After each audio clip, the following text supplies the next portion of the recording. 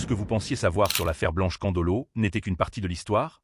Depuis l'annonce de son décès en Turquie jusqu'au remariage du pasteur Marcelo Tounassi, les révélations, les incohérences supposées et les théories circulent à une vitesse folle sur les réseaux sociaux. Aujourd'hui, nous allons revenir point par point sur cette affaire qui continue de secouer la RDC et la diaspora. Restez bien jusqu'à la fin, car certains détails risquent de vous surprendre.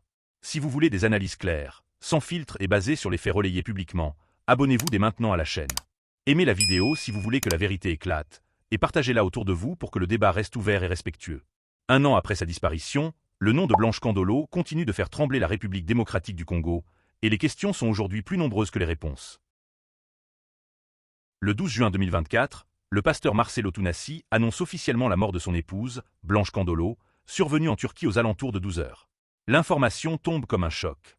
Selon la version communiquée par l'Église La Compassion, Blanche serait décédée suite à une intervention médicale. Le corps aurait ensuite été rapatrié le même jour, arrivant à Kinshasa vers 20h ou 21h, déjà embaumé, puis transféré directement à la morgue.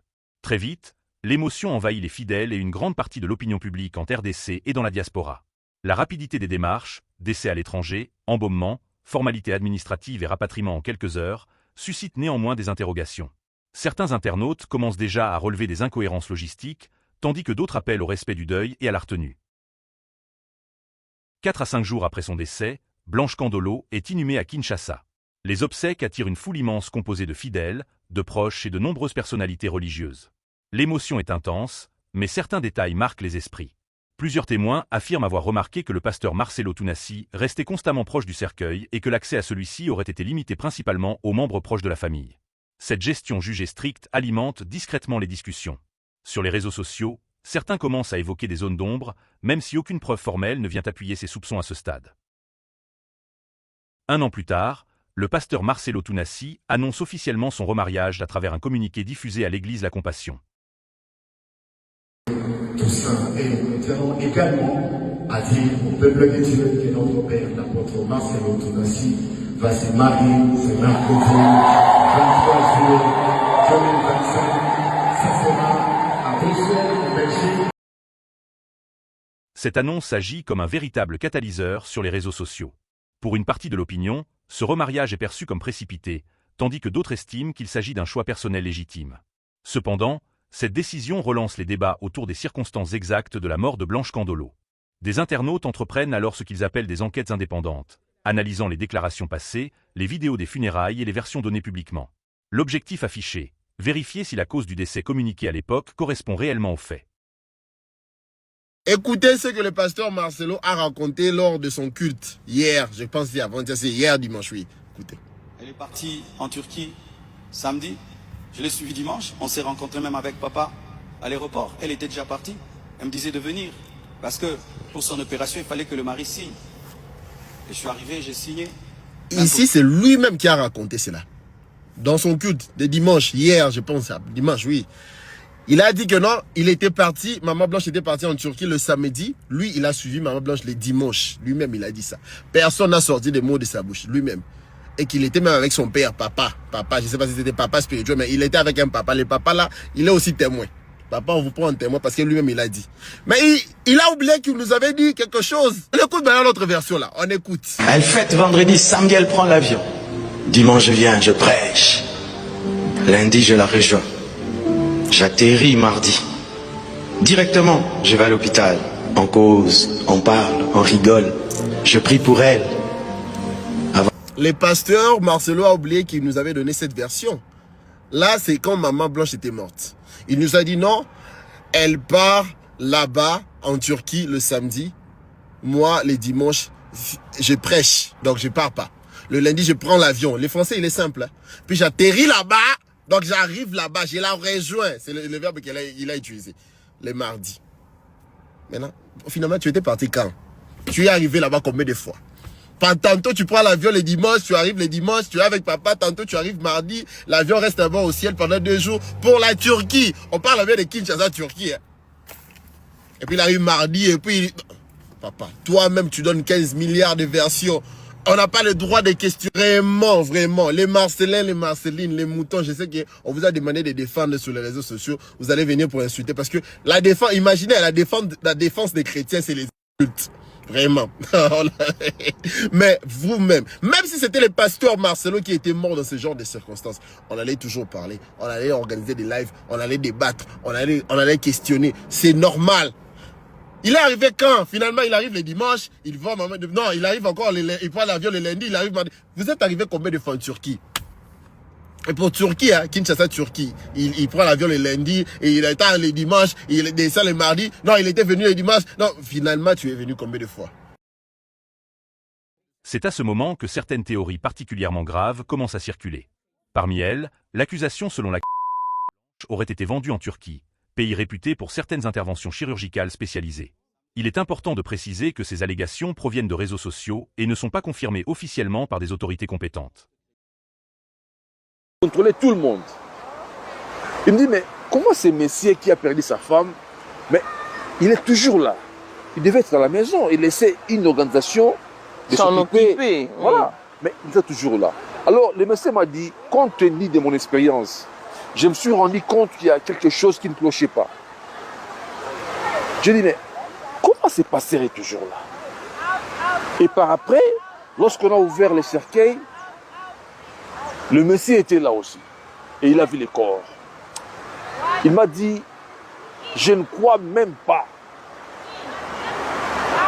que les organes de Blanche étaient en place. Et c'est là où il y a les problèmes. Donc, non seulement on a tué Blanche à l'hôtel, non seulement Blanche a été assassinée à l'hôtel, mais Blanche, on a aussi vendu les organes de Blanche. Wow. Après avoir l'assassinée. Ça, c'est un dossier vraiment que j'aimerais que la communauté s'élève. Donc, Blanche est partie sans ses organes. Tous ses organes étaient restés en Turquie. Voilà. Donc, nous exigeons une enquête judiciaire indépendante pour voir clair dans ces dossiers.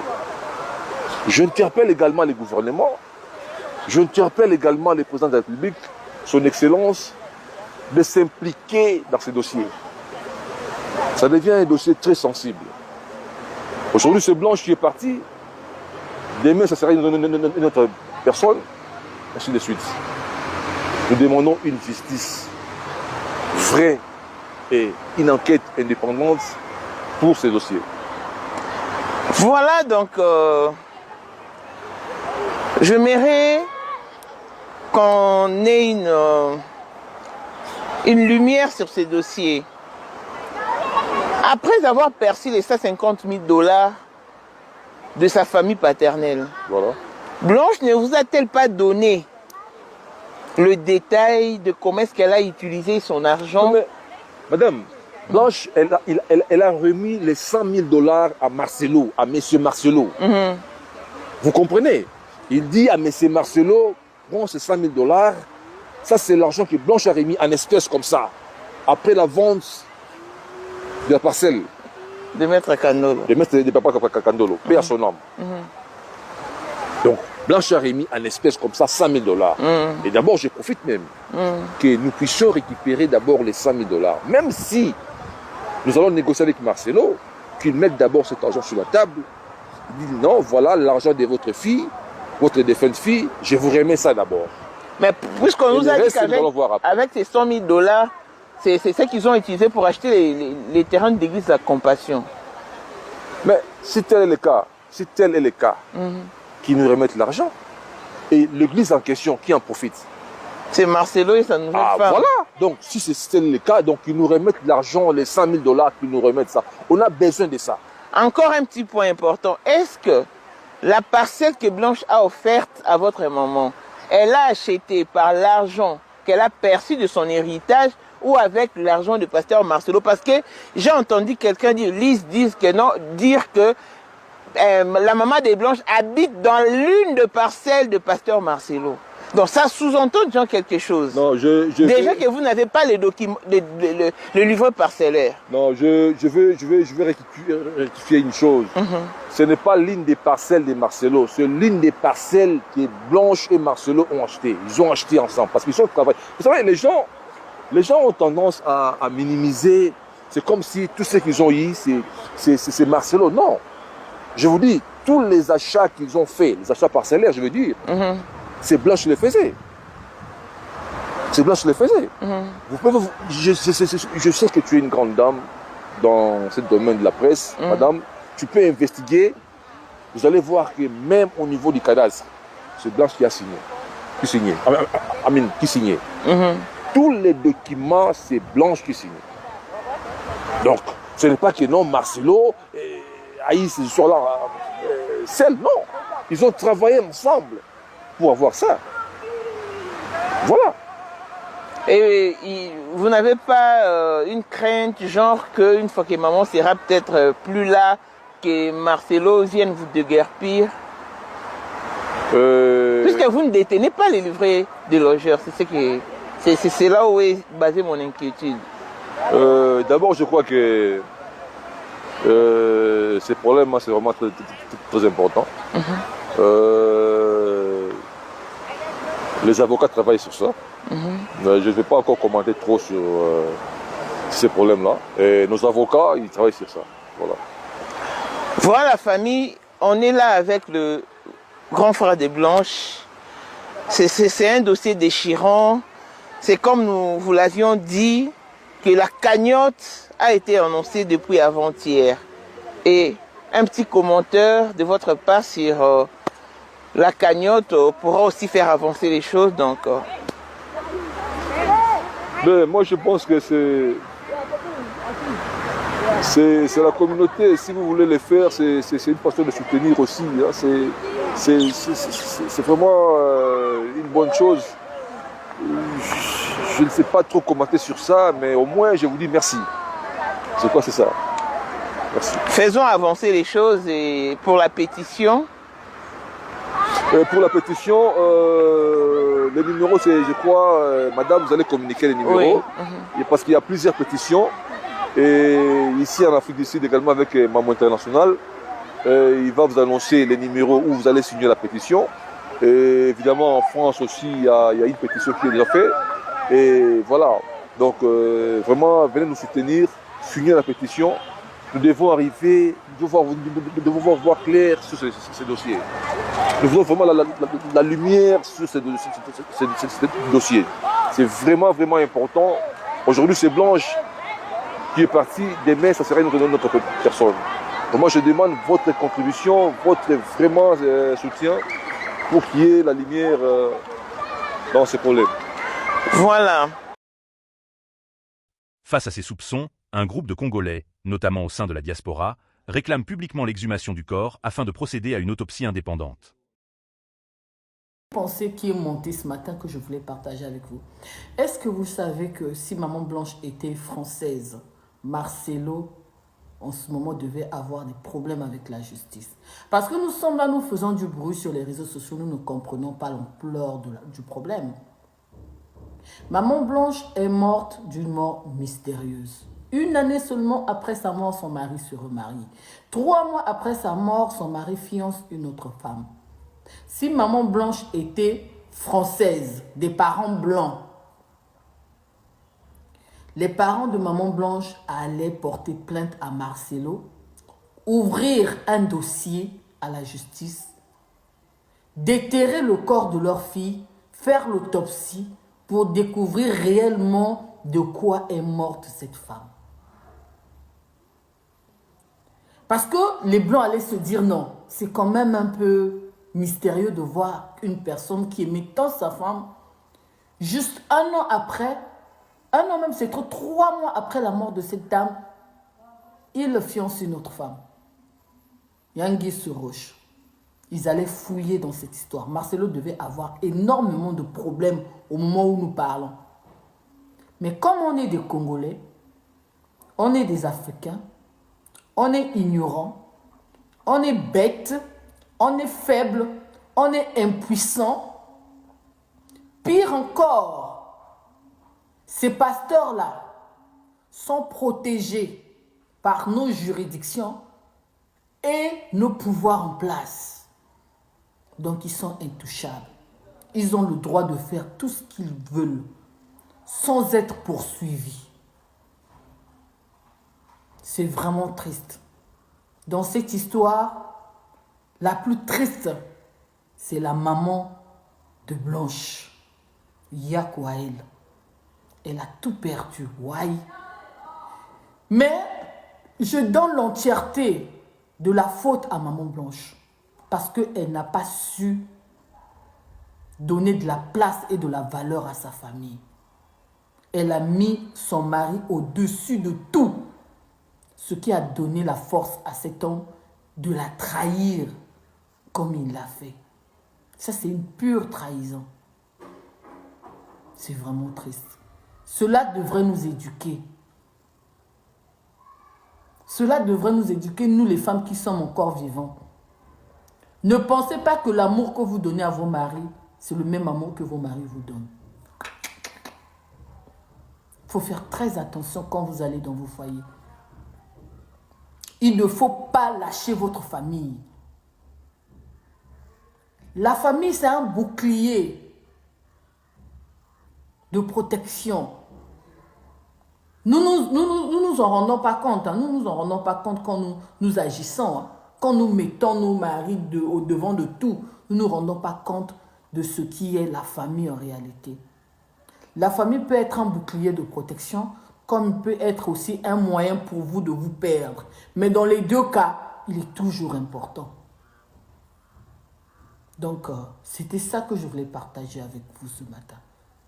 Cette affaire est à suivre. On regarde sur moi avec les yeux. Ce qui est sûr, dans ce mariage, beaucoup de choses vont sortir. Parce que quand je vois la fille là, Esther, c'est une petite fille C'est une petite fille. Elle est née, grandie à l'étranger. Elle a une autre mentalité.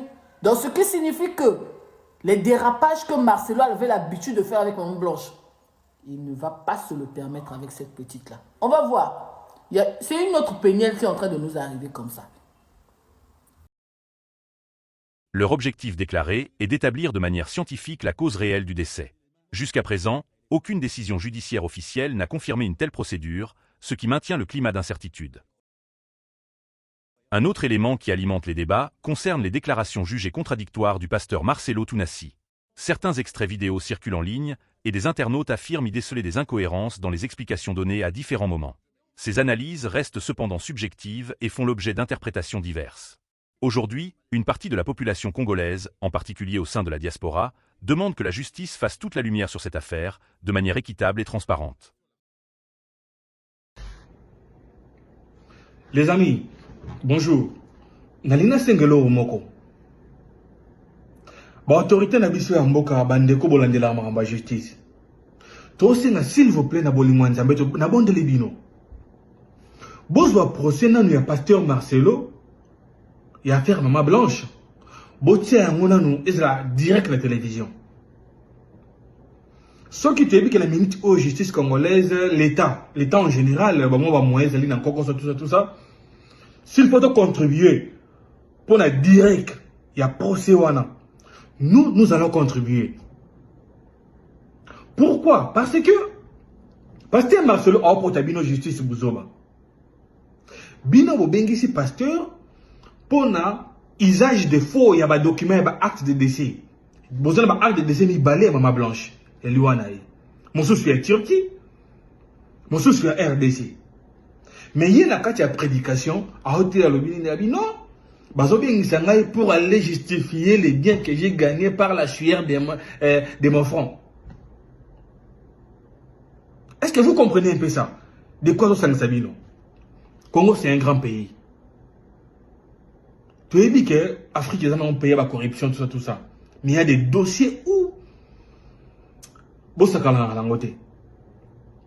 Marcelo, c'est une personnalité publique. Marcelo, c'est une personne connue partout dans le monde. Marcelo peut saluer la réputation de toute une république à travers sa prédication. Est-ce que vous comprenez un peu ça?